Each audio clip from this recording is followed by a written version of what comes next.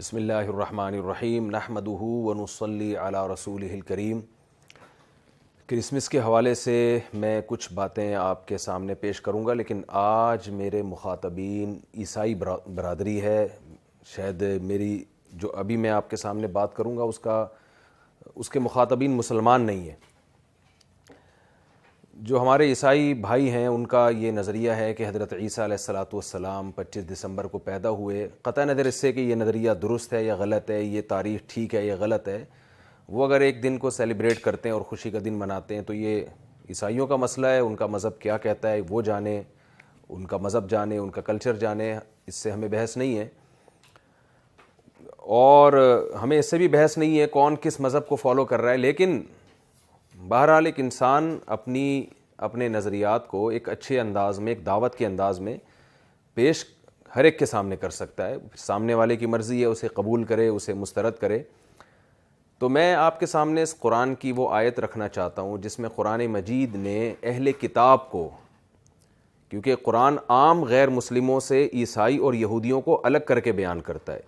جب قرآن یہود اور عیسائی کے علاوہ کسی سے خطاب کرتا ہے تو ان کو مشرکین سے تعبیر کرتا ہے، کافر سے تعبیر کرتا ہے، لیکن جب یہود و نصارہ سے قرآن خطاب کرتا ہے تو ان کو اہل کتاب، ان کو تھوڑی عزت دیتا ہے قرآن کہ وہ کتاب کو ماننے والے ہیں، تورات اور انجیل کو، بائبل کو ماننے والے لوگ ہیں، اور ان کے لیے کچھ احکام بھی قرآن نے الگ بیان کیے ہیں۔ تو قرآن کیا کہتا ہے؟ قُلْ يَا أَهْلَ الْكِتَابِ تعالوا الى كلمة سواء بيننا وبينكم الا نعبد الا الله ولا نشرك به شيئا ولا يتخذ بعضنا بعضا اربابا من دون الله، کہ اے نبی آپ عیسائیوں سے اور یہودیوں سے کہہ دیجئے کہ اے اہل کتاب آؤ ایک ایسی بات کی طرف جو ہمارے اور تمہارے درمیان کامن ہے، مشترک ہے۔ تمہاری آسمانی کتابیں بھی وہی کہہ رہی ہیں جو قرآن کہہ رہا ہے، اور وہ کیا کہہ رہی ہیں؟ اللہ نعبد الا اللہ، کہ معبود صرف اور صرف اللہ کی ذات ہے۔ آپ کو پتہ ہے کہ معبود کی ڈیفینیشن کیا ہے، خدا اور گاڈ کی ڈیفینیشن کیا ہے؟ کہ جو کچھ کرنے میں کسی لاجک کا، کسی سبب کا محتاج نہ ہو۔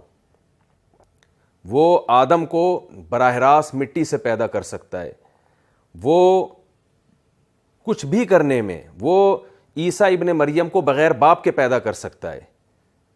اس دنیا کو اللہ تعالیٰ نے کچھ اصولوں میں بند کر دیا ہے۔ جب ہمیں کوئی چیز جلانی پڑتی ہے تو اس کے لیے ہمیں آگ کا سہارا لینا پڑے گا، لیکن اللہ تعالیٰ اس پر قدرت رکھتے ہیں کہ ابراہیم علیہ السلام کو آگ میں ڈالا جائے اور وہ آگ میں ڈلنے کے باوجود بھی نہ جلیں۔ یہ بات یہود بھی مانتے ہیں، یہ عیسائی بھی مانتے ہیں، یہ بات مسلمان بھی مانتے ہیں۔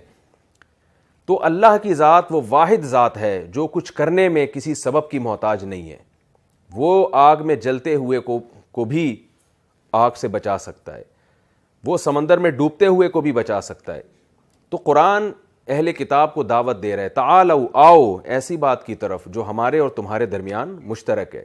تو اسلام میں اور اہل کتاب میں بہت سی باتیں مشترک ہیں، لیکن اسلام یہ کہتا ہے کہ جو ہمارے اور تمہارے درمیان مشترک ہے وہ عقیدہ توحید ہے، اور عقیدہ توحید کا مفہوم یہ ہے کہ خدا صرف ایک ہے، صرف زبان کی حد تک نہیں بلکہ حقیقت میں بھی۔ آپ نے اس خدا کے سوا کسی کو نہیں پکارنا، لم یلد ولم یولد، نہ اس نے کسی کو جنا نہ وہ کسی سے پیدا کیا گیا۔ اور قرآن حضرت عیسیٰ ابن مریم کی مثال دیتا ہے کہ اللہ نے حضرت عیسیٰ کو بغیر باپ کے پیدا کیا۔ ان مثل عیسیٰ عند اللہ کمثل آدم، یہ قرآن کی آیت ہے کہ عیسیٰ کی مثال، مسیح کی مثال اللہ کی نظر میں ایسے ہے جیسے آدم کی مثال۔ خلقہ من تراب، آدم کو اللہ نے مٹی سے پیدا کیا۔ آدم کے نہ باپ تھا نہ آدم کی ماں تھی، تو آدم بھی اللہ کے ایک بندے تھے، وہ معبود نہیں ہے، نہ وہ خدا کے بیٹے ہیں۔ اللہ نے اپنی قدرت سے بغیر باپ اور بغیر ماں کے آدم کو پیدا کر دیا۔ تو قرآن یہ کہتا ہے کہ آدم کی، عیسیٰ کی مثال بھی آدم کی ہے۔ تو عیسیٰ تو پھر بھی ماں سے پیدا ہوئے ہیں، باپ نہیں تھا۔ تو خدا کی یہ قدرت ہے کہ جب چاہتا ہے بغیر باپ اور ماں کے پیدا کرتا ہے، اور جب چاہتا ہے بغیر باپ کے پیدا کرتا ہے۔ تو قرآن اس سے یہ بتانا چاہ رہا ہے کہ عیسیٰ ابن مریم بغیر باپ کے اگر پیدا ہوئے ہیں تو وہ گاڈ نہیں ہیں، وہ خدا کے بیٹے نہیں ہیں، وہ اللہ کی قدرت کا ایک اظہار ہیں۔ وَكَلِمَتُهُ أَلْقَاهَا إِلَى مریم، اللہ نے کلمہ کن کی طاقت سے ان کو پیدا کیا۔ یہ کلمہ کن کی طاقت حضرت مریم کے رحم میں یہ روح پھونکی گئی ہے اور اس کن کی طاقت سے اللہ نے عیسیٰ ابن مریم کو پیدا کیا. اس لیے عیسیٰ ابن مریم کو کلمۃ اللہ کہا جاتا ہے, اللہ کا کلمہ. تو الحق من ربک کا قرآن کہتے ہیں حق وہ ہے جو تیرا رب بیان کر رہا ہے. فلا تکونن من الممترین, آپ شک کرنے والوں میں ہرگز نہ ہو. اور پھر قرآن خصوصیت کے ساتھ اہل کتاب کے بارے میں ایک خوشخبری دیتا ہے اہل اسلام کو. وَلَتَجِدَنَّ أَقْرَبَهُمْ مَوَدَّةً لِّلَّذِينَ آمَنُوا الَّذِينَ قَالُوا إِنَّا نَصَارَىٰ. فرمایا کہ اے نبی آپ اسلام کے سب سے قریب ترین دیکھیں گے جس مذہب کو, وہ کرسچن ہیں, وہ عیسائی لوگ ہیں جو آپ کو اسلام کے سب سے قریب نظر آئیں گے.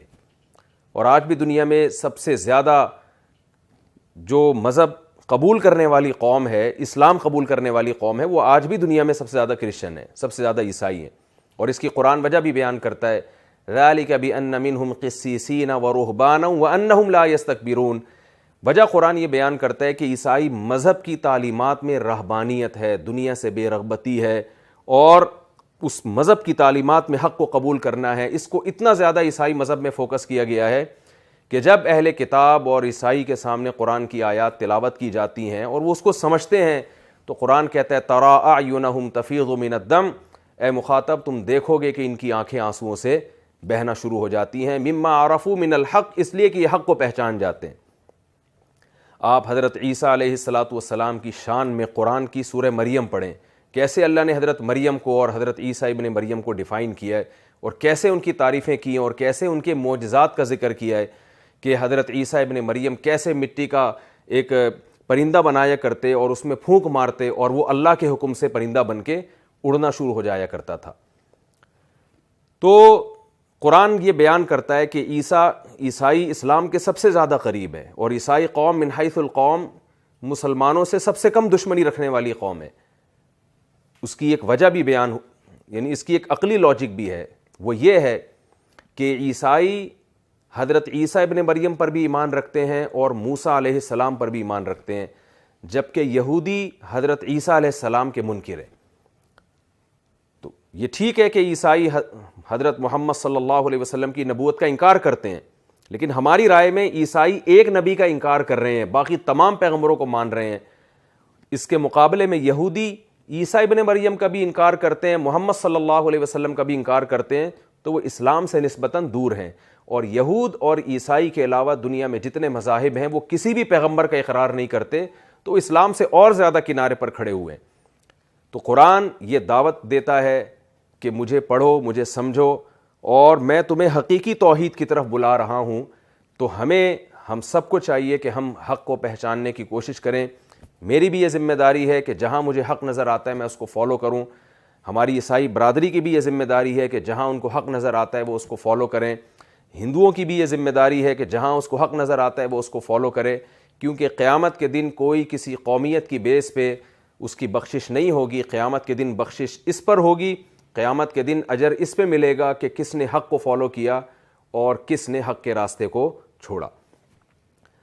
میں اللہ تعالیٰ سے دعا کرتا ہوں کہ اللہ تعالیٰ ہم سب کو حق کے راستے پر چلنے کی توفیق عطا فرمائے, اور باطل راستوں سے اللہ ہم سب کو بچنے کی توفیق عطا فرمائے. وما علینا الا البلاغ.